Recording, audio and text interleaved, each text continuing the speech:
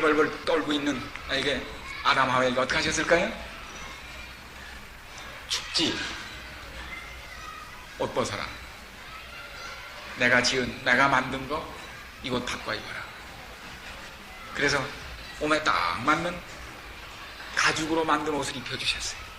그때 아담 하와의 눈에서 어떻게 했을까요? 울었을 겁니다. 찾아가지고 때려주려고.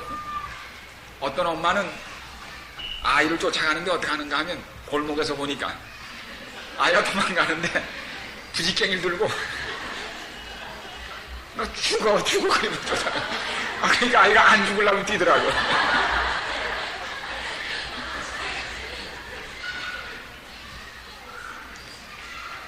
처음 아담 하와를 찾아오신 예수님은, 하나님은 가죽옷을 참 보따리에 싸가지고 옷을 갈아입혀 주셨습니다. 근데 그 옷은 벌써 그 가죽옷을 지어입혔다는 건 이미 그 옷을 만들기 위해 누가 죽었어요? 양이 죽은 겁니다. 내 죄 때문에 이미 하나님의 죽으심이 생명을 바꾸는 일이 그때 이미 시작된 겁니다. 바로 그분이 육신이 되어 오신 분이 예수 그리스도시오. 바로 성소에서 일어났던 모든 일련의 사건들, 양이 죽임을 당하고 피를 흘렸던 성소제도가 이미 시작된 것입니다. 예수님은 이 땅에 죽으러 오신 것입니다. 용서하기 위하여 죽으러 오신 것입니다. 그게 예수님의 일생이었습니다. 그리하여 여기 여러분의 여기 책 보면 40페이지에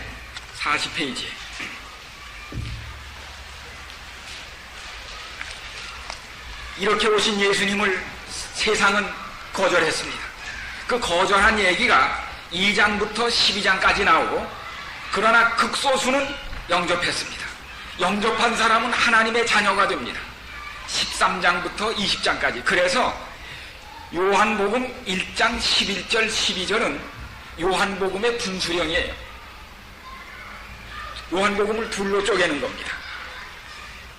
그래서 예수님은 계속 세상에, 나는 세상의 빛이다, 빛 가운데 나오라고, 빛을 받으면 사는 겁니다. 생명이 오는 것입니다. 빛을 거절하면 죽음입니다. 그래서 여기 소수만이 빛을 받아들였습니다. 소수만. 3장에 보면 니고데모도 언제 찾아와요? 밤에 찾아와요. 밤 좋아하는 사람은 어떤 사람이에요? 밤손님들. 뭘 가려야 뭐이 하는 사람들이 있어요. 이 사람들은 빛을 무서워해요.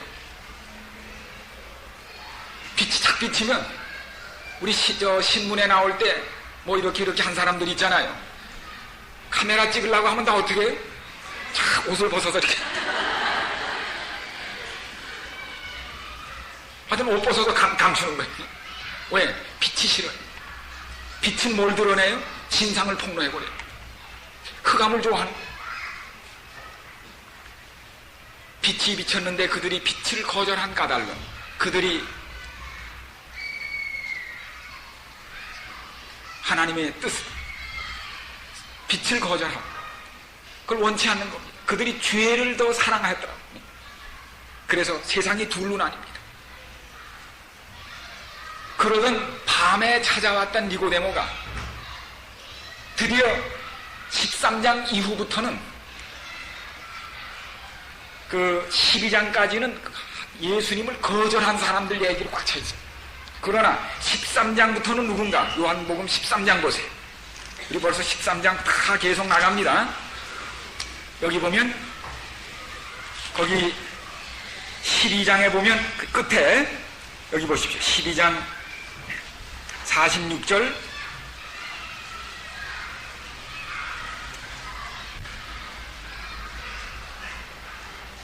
나는 빛으로 세상에 왔나니 무릇 나를 믿는 자로 어둠에 거하지 않게 하려 함이로다. 나는 빛으로 왔다. 그러나 사람들이 빛을 받아들이지 않는데 그 까닭은 왜 그런가? 저희는 43절, 사람의 영광을 하나님의 영광보다 더 사랑하였더라. 그래서 그들은 빛을 택하지 않습니다.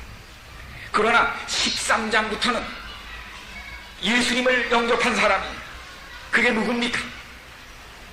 세상에 있는 자기 사람들을 사랑하시되 끝까지 사랑하시니라.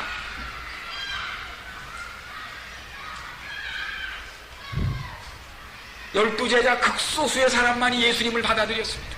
그러나 누구는, 그 중에도 누구는 예수님을 받아들이지 않았습니까? 13장 30절, 이거 13장 30절에 보면 열두 제자 중에도 30절, 유다가 그 조각을 받고 곧 나가니 밤일러라. 이 사람은 빛에 속한 무리와 같이 다녔지만 소속은 어디 소속이에요? 밤 소속이에요. 그러기 때문에 13장에까지 왔지만 또 어디로 돌아가요? 12장 쪽으로 돌아가 버려요. 밤으로 돌아가 버려요. 밤에 속했던 니고데모는 19장에서 어디로 나와요? 요한복음 19장에 보면 그 얘기가 여기 다시 나옵니다. 여기 19장 39절에 보면 일찍 예수께 밤에 나왔던 니고데모도 모략과 침향 섞은 것을 100근쯤 가지고 온지라. 옛날 밤사람이었던 니고데모가 이제 뭐이 됐어요? 낮사람이 된 겁니다. 낮에 나왔습니다. 운명이 바뀐 겁니다. 사랑하는 여러분, 우리가 정말 죄의 죽음의 흑암 속에 살다가 그리스도를 영접하면 빛의 자녀로 바뀌는 놀라운 분수령이 예수님 안에서 이렇게 인간의 분수령이 만들어지는 것을 이곳에서 보게 되는 것입니다. 우리는 13장에 속하는 사람이어야 합니다. 13장 이후에 속하는 빛의 자녀라는 놀라운 사실을 저희가 기억하게 되기를 간절히 바랍니다. 자, 이제 요한복음 2장. 왜 신학교에서 그렇게 4년씩 공부해야 되는지 아시겠죠?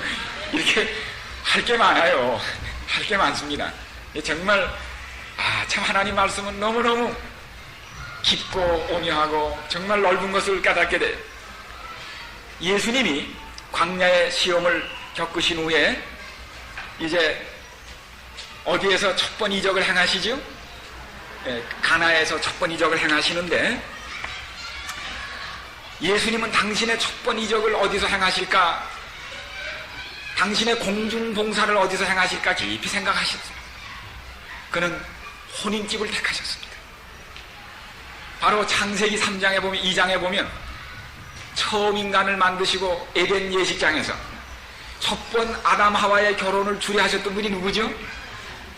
하나님이셨습니다. 예수님이셨습니다. 예수님은 창조의 일을 가정에서 시작하신 겁니다. 가정은 뭐 하는 곳이에요? 생명이 태어나는 곳이에요. 거기서 모든 것이 이루어집니다. 바로 재창조도 가정에서 시작되었습니다. 그분은 가나의 한 혼인잔치에 참석하셨습니다. 이 자세한 얘기는 여러분들이 이미 많이 들어서 아시기 때문에 저희가 반복하지 않습니다. 그런데 이 2장에서 어떤 사건이 벌어졌습니까? 결혼은 여러 날 하는데 포도즙이 떨어졌습니다. 포도즙은 행복과 기쁨의 상징이었습니다. 잔치집에 포도즙 떨어진 것은 불행의 시작입니다. 자, 이때 이것이 예수님의 어머니의 친족이었기 때문에 어머니가 과방을 보고 계셨어요. 포도즙이 떨어진 겁니다. 지금처럼 양조장 무슨 이런 어디 포도즙 파는 데가 있는 게 아니에요. 큰일 났습니다. 이때 예수님은, 어머니는 아들을 불렀습니다. 늘 어려운 일이 생기면 가난한 집 아들, 예수님께서 다 알아서 처리하셨을 뿐만 아니라 예수님이 어떤 분이라고 하는 비밀을 알고 있는 어머니는 이때 뭘 드러내고 싶었어요? 자기 아들을 드러내고 싶었습니다. 그래서 예수님에게 힌트를 주었어요. 그랬더니 예수님께서 이렇게 이 얘기를 들으시면서 뭐라고 그랬어요? 여자여, 나와 무슨 상관이 있나이까? 내 때가 아직 이르지 못하였나이다. 여자여 하는 건 아시는 대로 군아이, 어머니를 여자를 높이는 얘기예요. 어머니, 왜 이 일을 저하고 연관을 시키시나요? 어머니가 무슨 마음을 가진 걸 예수님이 알고 있었습니다. 그러면서 어머니, 저 때문에 영광을 얻고 싶으시죠? 그러나 어머니가 저 때문에 얻으려는 영광은 어머니가 생각하는 영광과는 다른 영광이에요. 저는 제 때가 있어요. 그래서 이 때가 무슨 때일까? 내 때가 아직 이르지 않았다. 그러나 예수님께서는 이 곤궁을 면해 주시려고 작정하셨습니다. 그래서 예수께서 저에게 이르시되 항아리에 물을 채우라 하신즉 아구까지 채우니 떠다 연화장에게 갖다 주라 하시매 사람들이 먹은 후에 야, 이상한 집이다. 다른 사람들은 나중에 점점 뒤로 갈수록 나쁜 게 나오는데 이 집은 마지막에 이렇게 좋은 것이라. 어디서 났느냐? 그 출처가 밝혀졌을 땐 이미 예수님께서는 제자들과 함께 자리를 떠나셨습니다. 예수께서 이 처음 표적을 갈릴리 가나에서 행하여 그 영광을 나타내십니다. 그래서 내 때가 되지 않았다는 말과 영광이란 말은 늘 붙어 있습니다. 자, 이걸 보세요. 여기 보시면 이 내 때, 이게 요한복음의 여러분의 책 167페이지 보세요. 167페이지. 그러니까 진도가 지금 뒤로 나가는 겁니다. 167페이지.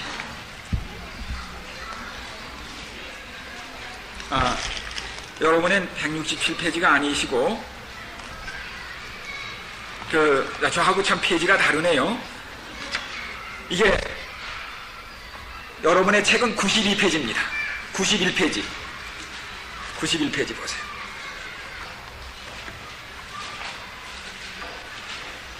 이 때라는 말이, 내 때라는 말이 몇 번 나오는가 하면 요한복음에 10번이 나옵니다. 10번. 92페이지 위에 보세요. 때가 나오죠? 네. 요한복음에 10번 나타나는 이 때라는 용어는 처음 5번은 예수님께서 계속 뭐라고 그러셨는가 하면 내 때가 아직 되지 않았다. 내 때가 아직 되지 않았다고 했어요. 예수님, 이번에 예루살렘 가시면 또 돌에 맞습니다. 우리 죽습니다. 내 때가 아직 안 됐다. 그랬어요.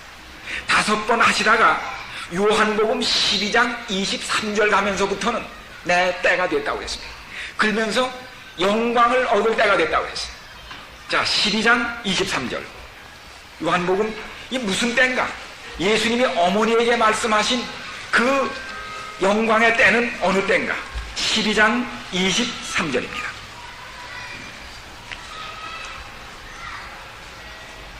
저하고 같이 읽어보십시오. 예수께서 대답하여 가라사대 인자의 영광을 얻을 때가 왔도다. 진실로 진실로 너에게 이르노니 한 알의 밀이 땅에 떨어져 죽지 아니하면 한 알 그대로 있고 죽으면 많은 열매를 맺느니라. 드디어 영광을 얻을 때가 왔도다. 영광과 때. 근데 이게 무슨 때예요? 알고 보니까 내가 죽을 때가 왔다는 겁니다. 이게 영광의 때였습니다. 왜 예수님이 십자가에 달려 돌아가시는 때를 내가 영광을 얻을 때가 왔다고 하는 영광의 때라고 말씀했을까? 91페이지 거기 보십시오. 91페이지. 영광, 이 영광은 벌써 어디에 나왔습니까? 요한복음 1장 14절에 나왔잖아요. 그것이 성육신의 이유였고 지상생애의 목적이었으며 모든 표적을 행하신 의도였습니다. 은혜와 진리가 충만하신 하나님의 성품에 드러난 영광. 이 영광이 뭔가? 여기 출애굽기 안 찾겠습니다. 33장 18절과 34장에 보면 모세가 예수님에게 하나님에게 뭘 요청했었죠? 나에게 뭘 보여달라고 그랬어요? 하나님을 뭘 보여달라고요?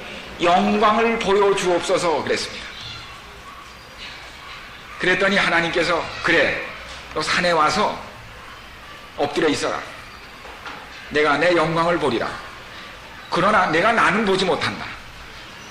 그리고는 모세가 엎드려 있었는데 하나님이 나타나주고 지나가시는데 당신의 모습을 보여주신 게 아니라 무슨 얘기를 들려주셨어요? 여호와로라 여호와로라 은혜롭고 자비롭고 노하기를 더디한, 즉 하나님의 성품을 얘기하고 지나가셨습니다. 하나님의 영광이 뭔가? 하나님의 사랑의 성품이에요. 하나님의 성품이 영광입니다. 제일 완전한 영광은 뭔가? 우리가 누구에게 영광을 돌리는가? 그 사람이 사랑에게 영광을 돌리는 겁니다. 이 세상에서 제일 존경을 받는 사람이 누구예요? 사랑입니다. 사랑이 넘치는 사람. 인간이 가장 그리워하는 건 사랑입니다. 우리는 사랑을 받을 때 그분에게 영광을 돌리고 싶은 겁니다. 영광과 성품, 하나님의 성품의 특징이 뭐지요? 사랑입니다.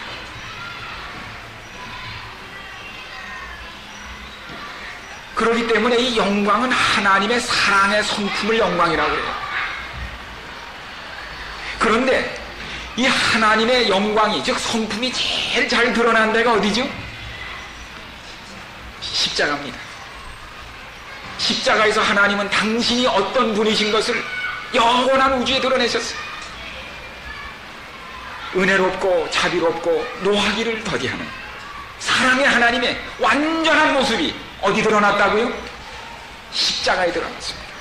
그게 예수님께서 내가 내 아버지의 영광을 드러내러 왔다고 그랬습니다. 아버지의 영광은 뭐예요? 사랑의 성품입니다. 그게 언제 드러났어요? 십자가에서 드러난 거예요.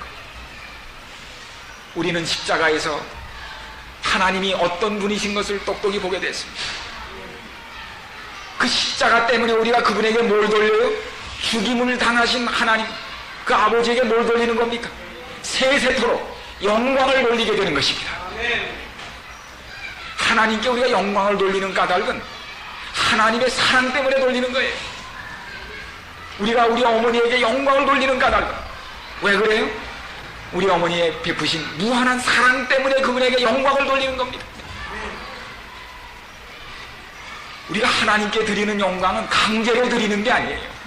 사랑에 못 견뎌서 드리는 거예요. 심판하실 때가 이르렀으니 하늘과 땅과 바다와 물들의 근원실 만드신 하나님을 경배하는, 하나님께 뭐 하라고요? 영광을 돌리라는 겁니다. 그분의 성품이 어떤 걸 깨닫고 그분에게 최고의 존경과 찬송을 드리는 것, 그것이 영광을 돌리는 것이요, 그것이 예배인 것입니다. 그래서 예수님께서 이 첫 번 이적을 통하여 뭐라고 말씀하셨어요? 어머니, 저를 통하여, 자식을 통하여 영광을 얻으려는 것 어머니 마음은 알아요. 그러나 어머니, 내가 돌릴 영광은 내 때는 따로 있습니다. 마리아는 그것을 언제 봤어요? 아들이 십자가에 못 박히면서 끔찍한 죽음을 당할 때 이 말씀의 뜻을 그때 아마 깨달았을 겁니다. 그런데 요한복음 2장에 보니까 이 이적은 어떤 이적이라고 했죠? 이 표적은 첫 번째 행하신 것인데 이것을 통하여 하나님의 뭘 드러냈다고요? 영광을 드러냈다고 그랬습니다. 그런데 예수님이 제일 먼저 베푸신 이적도 물로 포도즙을 만드는 이적이었는데 요한복음 2장은 요한복음 19장에서 끝이 납니다. 19장 보십시오. 요한복음 19장, 요한복음 19장, 요한복음 2장에 보면 첫째 뭐이 나오나요? 물로 뭘 만들었어요? 자, 물로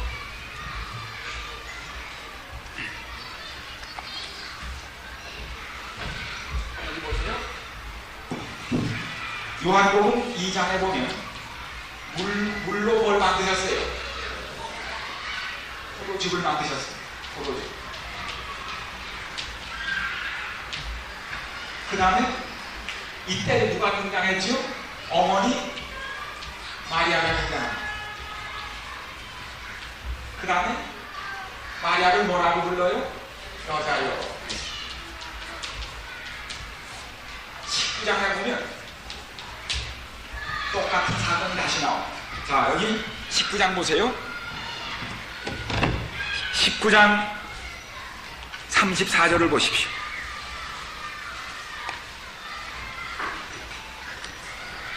여기 보면 29절부터 보면 거기 신 포도주가 가득 담긴 그릇이 있는지라 사람들이 신 포도주를 머금은 해융을 우슬초에 매어 예수의 입에 대니 예수께서 신포도주를 받으신 후 가라사대 다 이루었다 하시고 머리를 숙이시고 영원히 떠나시다.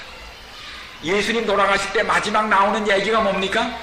또다시 포도주 얘기가 나. 포도주 얘기. 예수님 돌아가실 때 사람들이 예수님에게 마지막 입에 대준 게 뭡니까?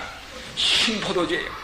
왜냐하면 너무 아프면 막 고통이 오면은 이 포도주를 그냥 발효시키면 포도주가 되는 게 아니라 술이 돼버려요. 아주 그저 신술이 돼버립니다. 그걸 마시면은 정신이, 술을 마시니까 정신이 혼미해져 버려요. 그러니까 마취를 시키는 거예요. 여기 다른 데 보면 예수님이 이걸 마시신 게 아니에요. 그렇죠? 어떻게 하셨어요? 거절하셨습니다. 예수님은 인간에게 가장 좋은 포도주를 내주셨는데, 이 장에서 인간은 그에게 쓰디 쓴 신포도주를 마지막 냈습니다. 마지막 돌아가신 후에 사람들이 옆구리를 찔렀을 때 34절에 보니까 그중 한 군병이 창으로 옆구리를 찌르니 곧 뭐와 물이 쏟아졌어요? 피와 물이 쏟아졌습니다. 바로 이 피가 뭐의 상징인가요? 마지막 예수님께서 성만찬 예식 하실 때 무슨 걸 하셨어요? 포도주를 나누어 주시며 네, 뭐라고 그랬어요? 피라고 했습니다. 피와 물이 나옵니다. 바로 성만찬 예식 때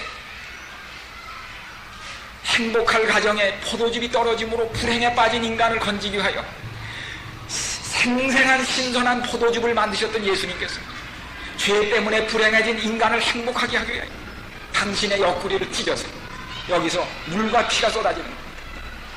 그 포도즙을 마심으로 다시 우리에게 생명과 행복과 기쁨이 돌아오도록 당신이 몸에서 포도즙을 만들어 놓고 돌아가신 겁니다. 지금도 우리가 성만찬 예식 때 마시는 그 포도즙이 뭐의 상징이에요? 예수님의 피를 상징하는, 첫 번 이적 때 예수님이 뭐 만드신 거예요? 인간을 살리는 포도즙을 만들어 놓으신 겁니다. 그게 그분의 하나님의 영광을 드러내는, 바로 그게 표적이라는 거예요. 사인. 그 영원한 표적을 이 현실을 통하여 분명히 보이신 겁니다. 십자가를 드러내신 겁니다. 그 다음에 29절 보면 거기 뭐가 나타납니까? 거기 25절에 보면 예수의 십자가 곁에는 그 모친과 이모가 거기 있는데, 예수님께서 26절에 보면 그 모친에게 말씀하시되 여자여 보소서 아들이니이다. 2장에 나왔던 똑같은 얘기죠. 어머니 여자여 보세요. 또 2장에 보니까 여자여, 어머니를 또다시 불러요. 어머니. 이게 어머니가 바라던 그 영광이 이 영광입니다. 거기 모친. 그래서 2장에 나온 사건이 바로 19장에서 십자가로 완성되는 것입니다. 그것이 표적이에요. 그게 단순한 포도즙을 만든 게 그게 얘기가 아니고, 진짜 얘기는 어디에 포함된 거예요? 십자가 얘기였다는 것입니다. 여러분, 인간의 행복은 처음에는 아주 그럴듯해요. 웨딩 마치 할 때 보면 대단한 일이 일어난 것 같죠? 그런데 시간이 지나면 그게 식기 시작해요. 맨 뒤에 가면 뭐예요? 저 위생병원, 서울 위생병원에 가면 어떤 때는 혼돈을 일으켜요. 여긴 교회당이 있는데 그 옆에는 장의사가 있어요. 그래서 어떤 날은 결혼식도 있고 장례도 있어요. 그래서 결혼식 참석했다가 얼른 또 장례식에 가야 돼요. 그래서 혼돈이 생겨요. 이쪽에선 딴딴딴딴, 야, 저쪽에 가면 아이고. 가만히 생각하면 인생의 길이 이쪽에서 어디로 가는 거예요? 그리로 가는 거예요. 그게 인생입니다. 그러나 예수님이 나눠주시는 이 포도즙을 마시면 행복은 뒤로 갈수록 정말 맛이 나는 겁니다. 야, 뒷맛이 더 좋은 거예요. 세상의 모든 기쁨과 쾌락은 처음에는 짜릿한 맛이 있지만 시간이 지나면 슬픔으로 신포도주로 하여 쓰디쓰게 변해요. 그러나 예수님 안에 있는 기쁨은 가면 갈수록 끝이 더욱 맛있고 아름답고 향기로워지는 것입니다. 그게 바로 그날 예수님이 만드신 포도주를 먹어본 그 사람들의 평가였습니다. 중세기 로마 가톨릭의 무서운 핍박으로 화형을 당하는 그 행렬 중에는 목발을 짚은 한 그리스도인이 있었습니다. 그는 자기 친구와 함께 자기 순서가 돼서 화형주에 달리기 위하여 나갑니다. 그는 화형주 앞에 가서는 자기 목발을 집어서 거기 쌓여진 장작더미에다 던졌습니다. 그러면서 옆에 있는 친구에게, 친구여, 우리 주님을 믿는 우리에게는 언제나 뒤가 더 좋지? 다시는 목발이 필요 없게 됐으니까. 그리고는 화형주에 달렸습니다. 다시는 목발이 필요 없는 영원한 하나님의 나라를 생각하며 과를 타오르는 화형주에도 웃으며 나갈 수 있게 하는 것, 그것이 십자가의 능력입니다. 지금 아무리 우리의 삶이 쓰고 희망이 다 쇠했을지라도 주님이 나눠주시는 십자가의 보혈에 주님의 포도주를 마시면 우리는 영원한 행복에 이룰 수 있는 이 기쁨을 인하여 감사하는 것입니다. 이 첫 번이적입니다. 그 후에 제가 오늘 사마리아 여인까지 가려고 그랬었는데 여기서 끝날까요? 한 15분 더 할까요? 30분에 끝나도 되겠어요? 어떡하나. 네. 죄송합니다. 제가 오늘 1장 14절을 그만 너무 오래 한 것 같아. 그렇죠? 근데 후회는 하지 않습니다. 조금만 더 기다리세요. 그러면 그 다음에 이 두 번째 이적도 어디서 행하셨는가 하면 어디서 행하셨어요? 이 갈릴리 가나에서 또 행하셨습니다. 여러분의 책 44페이지 빨리 보세요.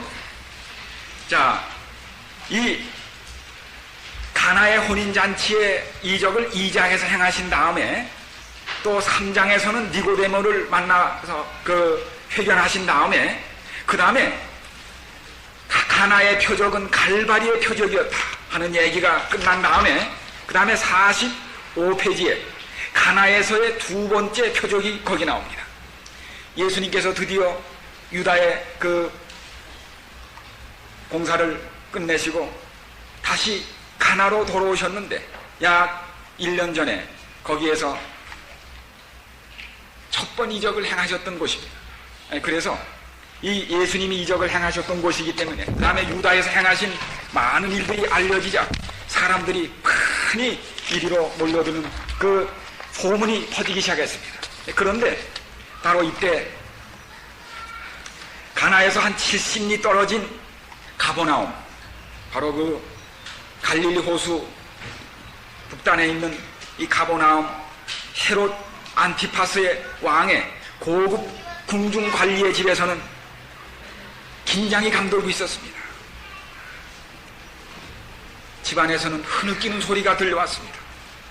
이따금씩 아이의 이름을 부르는 어머니의 목소리가 들려왔습니다. 사람들이 들락날락하고 있었습니다. 그동안 아파오던 그 집의 아들이 이제는 열이 극도에 치솟고 아이가 죽어가고 있었습니다. 열이 오르고 의원들도 이제는 희망이 없다고 선언을 했습니다. 마지막이 온 것입니다. 아이의 얼굴빛이 변하고 있었고 호흡이 가빠지고 있었습니다. 이때 누군가가 소식을 전했습니다. 저 이웃 동네 가나에 그 나사렛 예수라는 분이 오셨는데 그리로 한번 가보시죠. 어린아이의 임종을 안타깝게 지켜보던, 멍하니 정신없이 지켜보던 궁중고관 아버지가 속태거나 벌떡 일어섰습니다.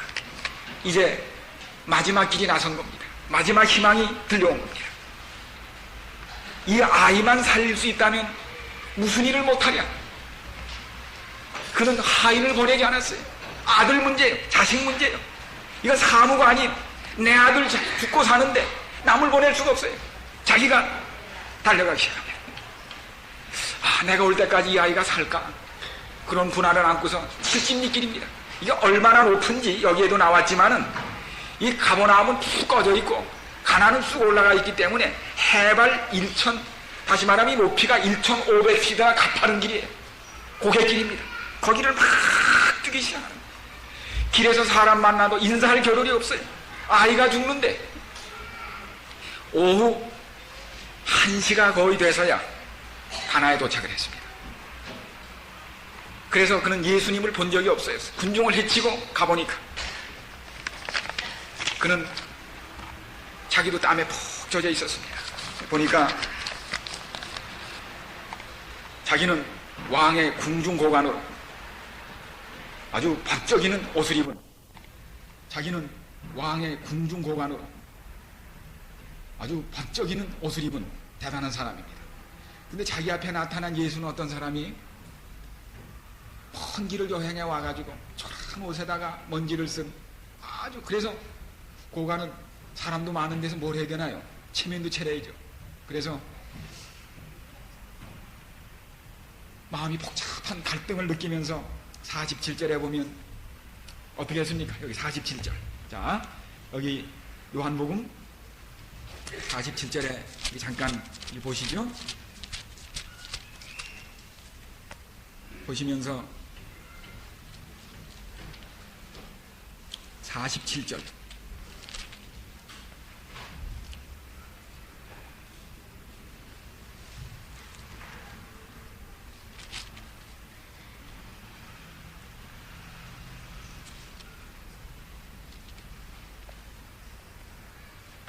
여기 4장 47절에 그가 예수께서 유다로부터 갈릴리에 오심을 듣고 가서 청하되 내려오셔서 내 아들의 병을 고쳐주소서 하니 저가 거의 죽게 되었습니다. 내려오셔서 내 아들의 병을 고쳐주소서. 아들만 살릴 수 있다면 무슨 짓을 해서라도 그는 막다른 심정에서, 그러나 아직도 그는 자존심 있는 사람입니다. 그의 말 속에는 아직도 뭐 있어요? 의심이 있습니다. 내려오셔서, 여기서는 안 됩니다 이거예요. 당신 거리가 멀어서 70리 거리인데, 그러니까 나하고 같이 가서 고치자 이겁니다. 하도 남에게 명령하던 버릇이 있어가지고 예수님도 뭐예요? 갑시다 이거예요. 군대식 명령을 한 겁니다. 아직도 이분이 누군지 몰라요. 이분은 거리가 멀면 안 되는 분인 줄 아는 거예요.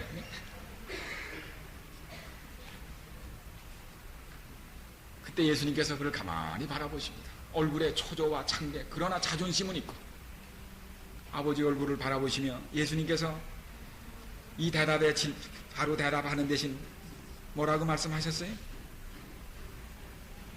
예수께서 가라사대 너희는 표적과 기사를 보지 못하면 도무지 믿지 아니하리라. 그를 물끄러미 바라보시며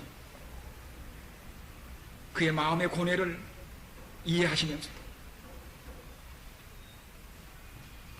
지금 이 아들이 죽어가는 이 지경에도 뭘 달고 나오는 거예요?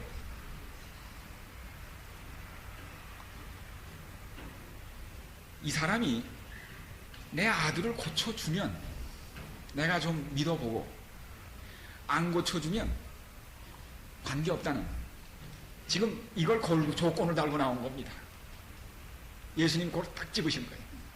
당신이 내가 아들을 고쳐주면 나를 인정하고, 고쳐주지 않으면 안 하기로 마음 먹고 왔지 이거예요. 그게 바로 지금 이 신하가 마음에 하고 있던 그걸 딱 찔렀습니다.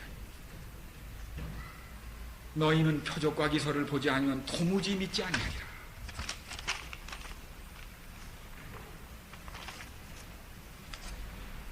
바로 이 말 속에 무엇이 포함되어 있습니까?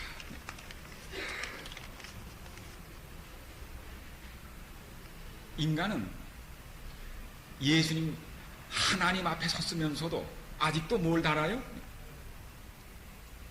조건을 내놓는 겁니다. 쉽게 말하면 거래를 하려고 하는 겁니다. 거래. 주고받는 게 있어야 관계를 맺겠다는 거예요. 아들을 고쳐주면 겁니다.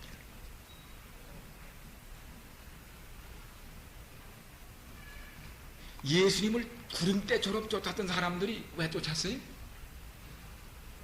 예수님께서 요한복음 6장에 말씀하셨습니다. 떡을 먹으니까, 배가 부르니까 쫓았어요.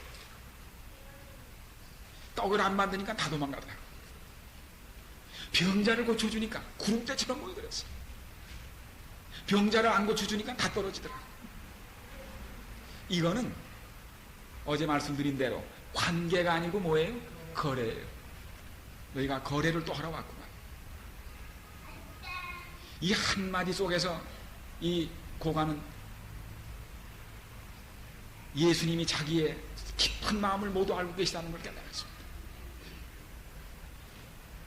여러분, 우리가 언제까지나 예수님하고 뭘 조건을 내놓고 흥정을 해야 되나요? 우리 기도 드릴 때 종종 그런 이 고관과 같은 기도를 드리나요? 조건을 내놓고 이걸 해주시면, 이걸 뭘 해주시면 예수님은 굉장히 이걸 섭섭하게 생각하십니다. 이거는 거래야. 인간과 하나님 사이에는 거래로 맺어져야 하는 관계가 아니에요. 이 말의 뜻이 무엇인지를 이 신하는 금방 알았습니다. 그 다음 말이 싹 달라집니다. 신하가 가로되 주여 내 아이가 죽기 전에 내려오소서.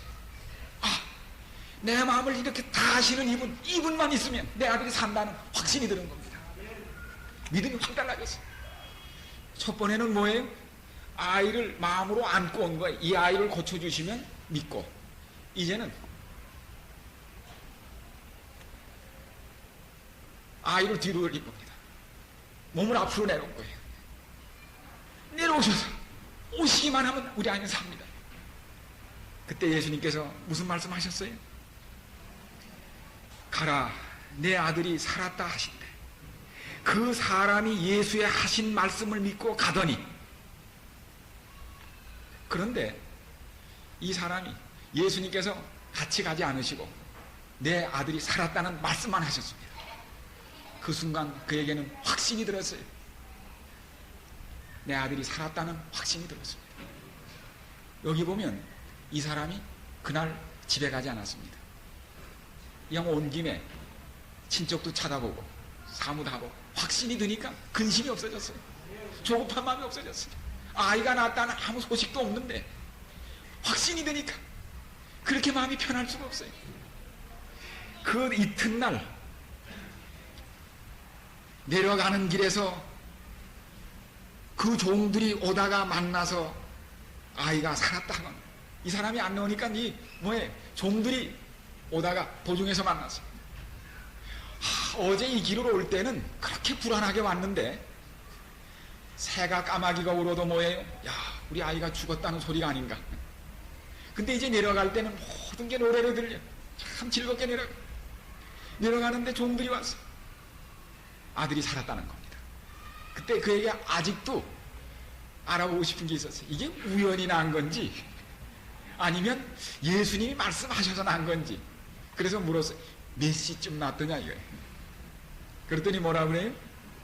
제 7시면 오후 1시입니다.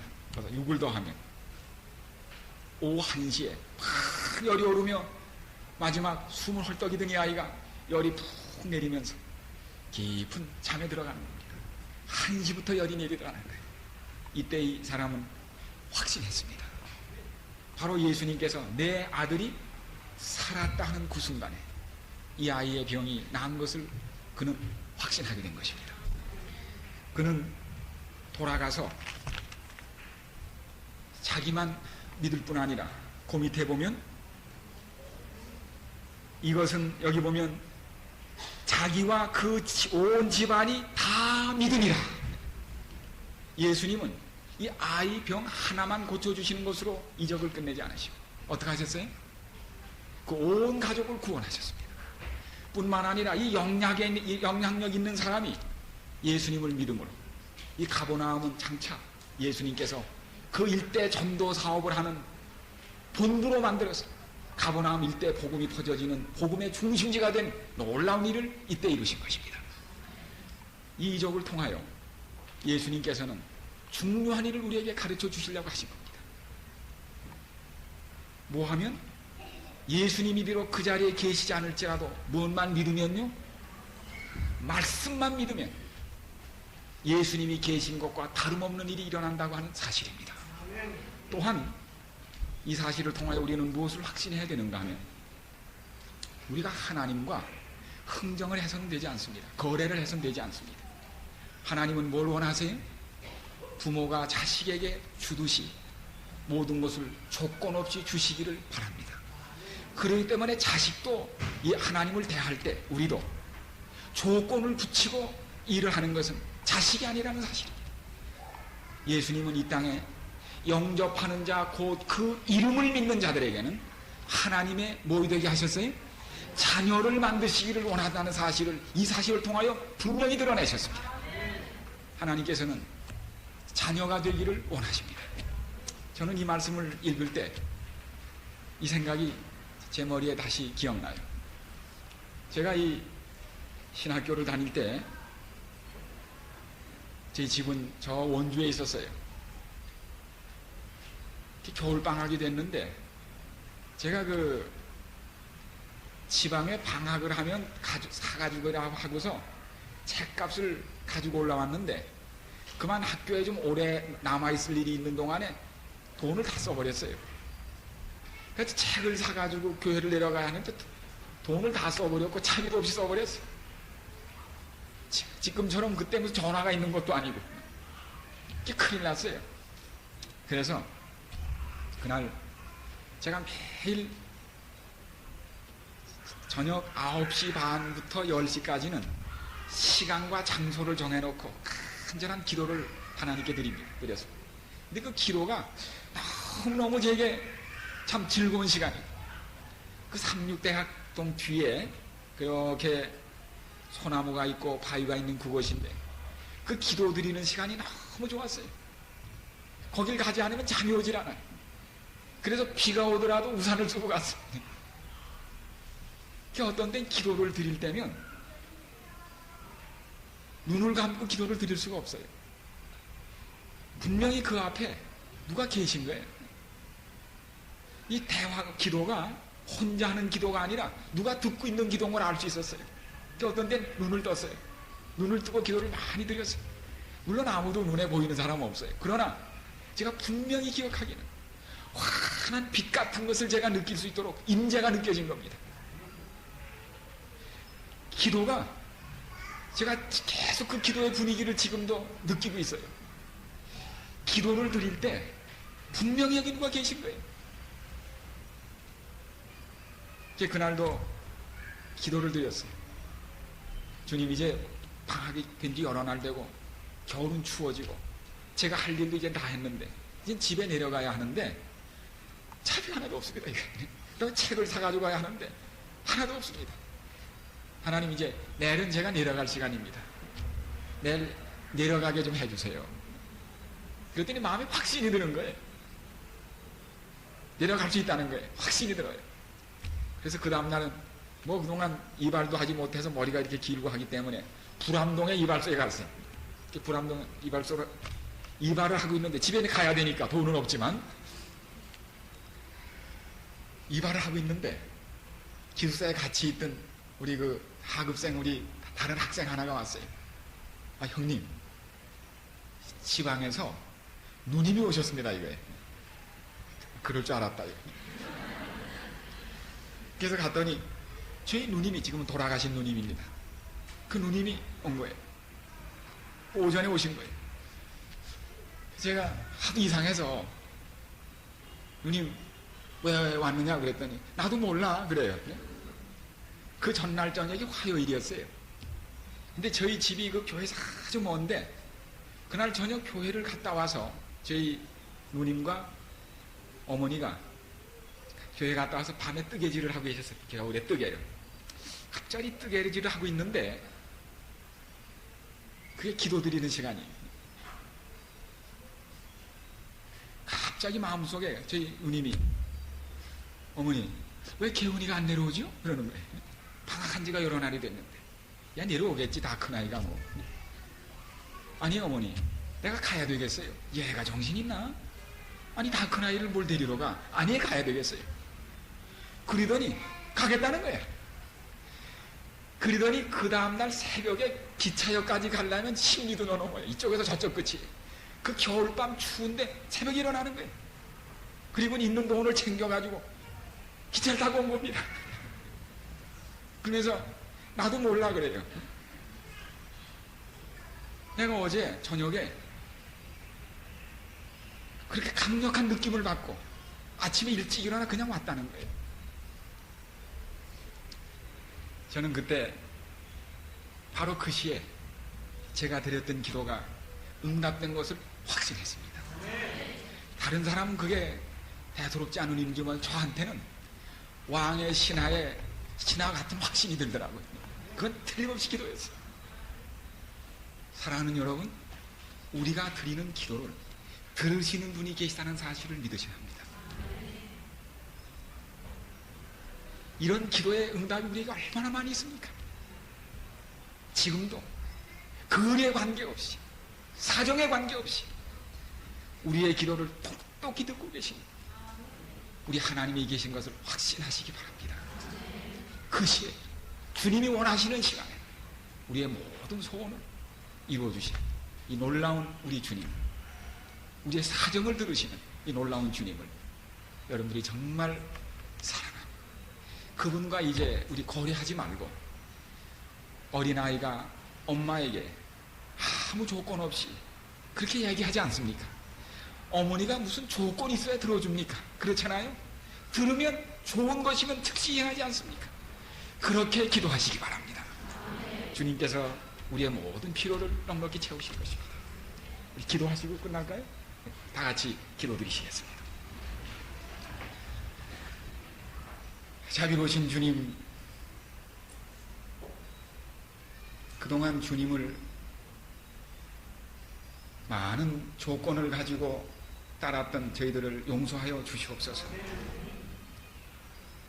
우리에게 좋은 것이라면 아무것도 아끼실 수 없는 우리 하나님인 것을 믿게 하여 주시옵소서. 영접하는 자 곧 그 이름을 믿음으로 우리가 하나님의 자녀가 된 것을 믿게 하여 주시옵소서. 이제 하나님과 저희 사이는 부모와 자식 그런 사이인 것을 저희가 알게 해 주시옵소서. 아무 조건 없이도 그저 우리에게 가장 필요한 것, 유익한 것이라면 아무것도 마다하지 않으시고 더 주고 싶어 하시는, 모든 것을 주고 싶어 하시는 하나님을 믿게 하여 주시옵소서. 우리의 기도를 들으시는 주님, 우리 마음이 답답할 때, 인생의 짐이 너무 무거워 힘겨울 때, 자식 문제 때문에 가슴이 타올 때, 살림살이로 정말 마음이 궁급할 때 주님을 찾아가게 하시고 주님께 무릎 꿇고 우리 소원을 아뢰게 해 주시옵소서. 우리의 모든 필요를 넉넉히 채우실 수 있는 주님, 그 주님을 믿게 하여 주시옵소서. 믿고 안심하게 하여 주시고 그 응답이 지금 당장 이르지 않을지라도 믿고 안심하며 걸어가게 해 주시옵소서. 그 기도가 응답될 날이 있음을, 시간이 있음을 믿고 주님 만사를 주님께 맡기고 살아가게 해 주시옵소서. 오늘 다시 이렇게 불러 모아주신 하나님의 자녀들을 인하여 감사합니다. 하나님, 온 세상이 불효한 세상이 됐다 할지라도 여기 주님께 정말 효도하고 싶은 하나님의 아들과 따님들이 여기 있사오니 우리를 보시고 잠잠히 기뻐하실 수 있는 사람이 되게 해 주시옵소서. 우리가 정말 하나님 앞에서 기특한 자녀들이 될 수 있도록 우리를 그렇게 신실한 효성스러운 자녀로 만들어 주시옵소서. 저녁에 우리 다시 축복하시고 내일 마치는 시간 또 우리를 축복해 주시옵기를 간절히 바라옵고, 복잡한 교통길 지나갈 때 거기에도 우리와 같이 가주시기를, 동거해 주시기를, 동행해 주시기를 예수님의 이름으로 기도드리옵나이다. 아멘. 우리 내일은 마지막 요한복음으로 마지막 시간입니다. 그러나 제가 내일 저녁 시간까지도 그 주제를 요한복음을 통해서 연결하도록 그렇게 해서 오늘 이 시간들에 다 포함하지 못하는 것들을 계속해 포함하도록 그렇게 하겠습니다. 감사합니다. 네.